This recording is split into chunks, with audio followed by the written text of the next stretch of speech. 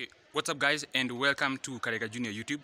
So recently I got to do an interview with the CEO of Mdundo.com, Mr. Martin Nelson. Thank you very much Martin for that interview, and we got to discuss a number of issues about the music industry, Mdundo.com, and also the Kenyan market, and also a number of things about startups. So here is the interview, and don't forget to subscribe, turn on the notifications, leave a like on the video, and also kindly share it. So here's the interview. Amazing partners. One of the exciting things about music is that everyone is very passionate. Yes. Everyone is very passionate about music. So yeah, very exciting 10 years. Okay, so what was the vision when Mdundo.com started, and how far have you come into achieving it? So the vision is that we want to make music easy and legally available across Africa. So how we look at it is that if you go anywhere in Africa, you'll find people are listening to music on their phones, on speakers, everywhere. Our question to ourselves is how do we allow people to do this, but at the same time make sure that the artists are benefiting? Because even though music is everywhere in Africa, you'll still find that most musicians are struggling to make money from it, or they don't see any money when that music is being played. Yes. So for that reason, our vision is to try and make music easily available for these fans, but at the same time in a legal way that benefits the musicians. Okay. So so far we have 21.5 million people using the service every month. From of course starting from 0 10 years ago. Yeah. So we believe that we have come very far. We pay out more than $1 million a year in royalties to African artists, and we work with more than 110,000 African artists. Okay, that's quite incredible. So, as a startup, how can you say is the Kenyan market for such ventures? I think Kenya is a very great place to start a business. There's a very big group of young, talented Kenyans who wants to be a part of entrepreneurial journeys, who wants to build businesses in Africa and businesses in Kenya. And it's actually quite straightforward. I think many partners in Kenya are willing to listen. They want to innovate. They want to be ahead of the curve. So I've always found Kenya a very good place to start a business. The partners are willing to listen. Staff is willing to work with you. And yeah, all in all, I think it's been a very good place to start a business. So as someone who has been in the business for like 10 years, so I know you've come up to some challenges like in the environment, the Kenyan environment for startups. So what are some of those, and how have you got over them? I think the biggest challenges when you are starting up a business is that you can't predict the future. You don't know. You can't predict everything that's going to happen in the market. So you try and find out what's the best way to go about it. I think the music industry in Kenya is still small. It's growing fast, but it's still very small. We still have a lot of people across Kenya that doesn't have internet yet. But we are seeing that people are very quickly coming online. They're very quickly starting to use the internet to consume music. So I wouldn't say that there are challenges that has been very difficult for us to overcome. I think from me that the most important thing is to focus on what our vision is and making sure that our customers and the musicians we are working with are getting a good service. Okay, so one last on that topic. So what do you think should be done, more of what should be done to make it even a better market? I think a lot of it comes from within. You can't really change the market around you. So I think as an entrepreneur, it's important to acknowledge what is it that is different about Kenya. Okay. Because we tend to focus on what is different, we call it bad. Instead of acknowledging that what is different just means that we have to do things in a different way. And I think as African and Kenyan entrepreneurs, we have an advantage because we understand the market, we know the market, we know what makes Kenya different. Okay. So what an international company might call a challenge, a local entrepreneur will call an opportunity. And so I think it's important for us as entrepreneurs and as business owners in Kenya to think about the market not as necessarily challenging, but as different, and use our own knowledge about the markets, about Kenyans, to come up with unique local solutions that only we can come up with because we understand the local market. Okay, that's a very good answer. So, with the pandemic being up for more than 3 years, how has it affected your business in general? I don't know. I think it has affected everyone. Pandemic has been, I think it's been a very challenging from a personal point of view. A lot of uncertainty, not understanding what's happening. So I think it's been challenging for everyone to go through. I think particularly from a human point of view, we can't meet each other as often. For a long period of time, we were stuck in each our homes. We had the curfews. So I think it made it difficult for everyone in companies to work together. But I also think there's come with some advantages. It's easier to get hold of companies that are on the other side of the continent, because everyone has gotten used to online communication. So I think there's a lot of things that has become easier as well. Okay, so with the challenges that came with the pandemic, how did you deal with those challenges?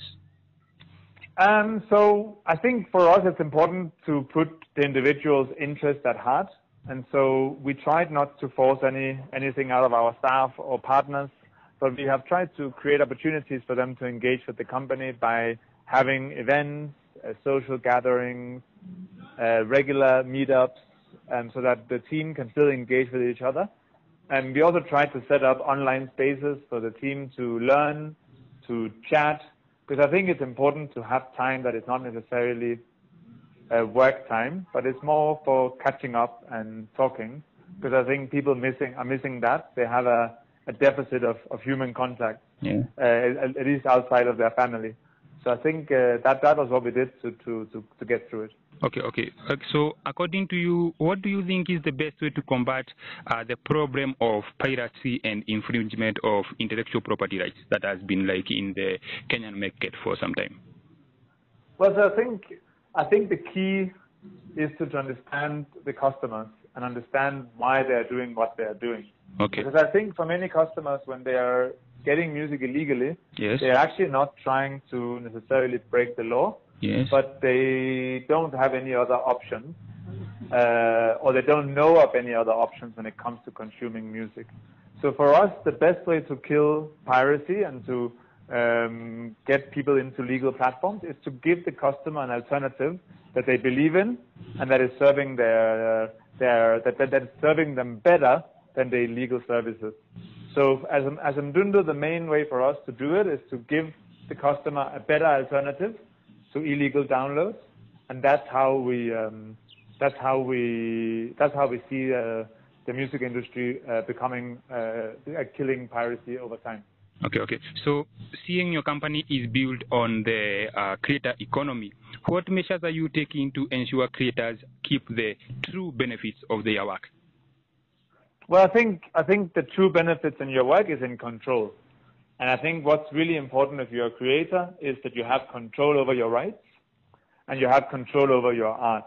Okay. And often that obviously can be challenging, because if you want, for example, to fundraise or get financial support for your art, often you'll find that the party who is funding it would want to have part of that control, because of course they also want to secure their investment and secure their funding.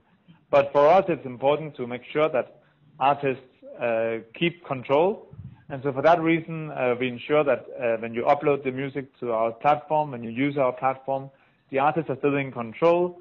We don't control any music, we don't control any rights, and we don't make any decisions on behalf of the artists.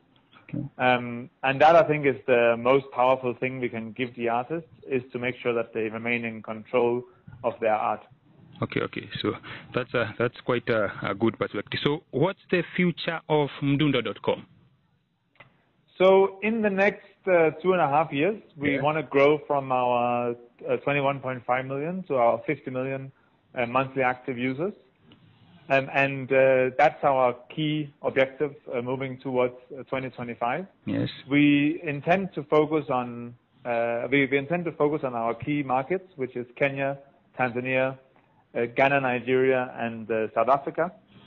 And we intend to have a very strong focus on delivering locally relevant content, so local music, local content, local solutions for the local audiences that are using our platform across the continent.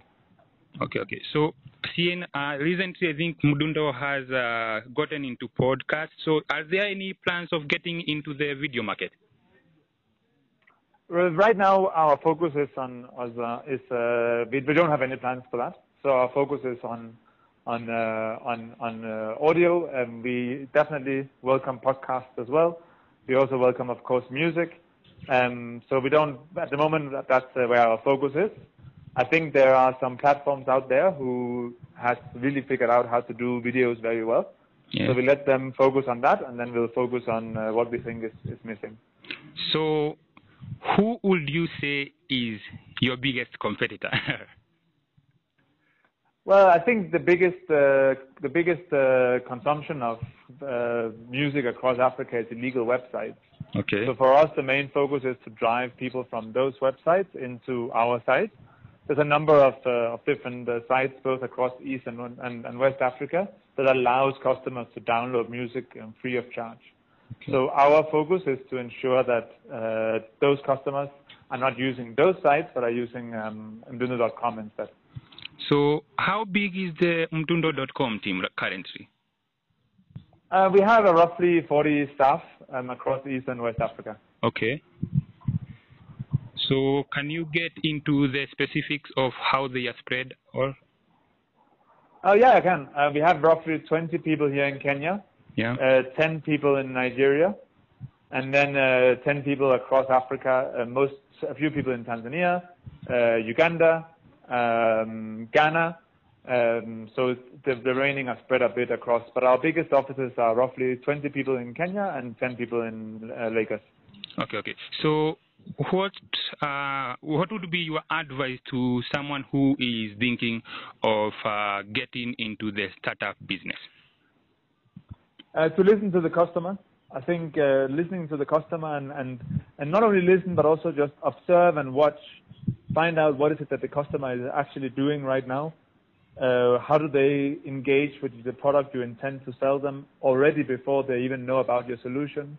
Try and understand the customers very well, how they do things. To me, that's the best way to. That's my biggest advice, because if you understand your customer well, then you will also provide a service to them that will be beneficial for them. So, are there some other statistics you would like to give about Mdundo? I think we've covered pretty much everything. Okay. So there's this question that I think you've answered in a lot of interviews. But I don't know, is there something you've never said about the startup story of Mdundo.com? I don't think so. Okay. I think we are quite keen on sharing our story. Yeah. I'm sure there is. I'm sure there's a bunch of things, like 10 years is a long time. So I'm sure there are plenty of things that we haven't touched on in the past. But I think, genuinely speaking, I'm definitely happy to share about our story. So, can you summarize the whole thing before?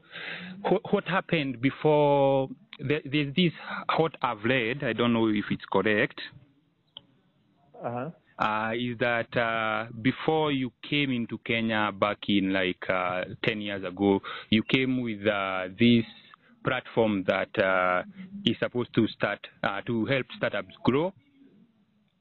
Yes. And it's the one you used as a vehicle to get Mdundo going. That's correct. When I moved to Kenya, I was working as an intern for an investment fund. Okay. Who also invested in Mdundo. That's correct. Okay, and so okay. I think that covers it pretty much.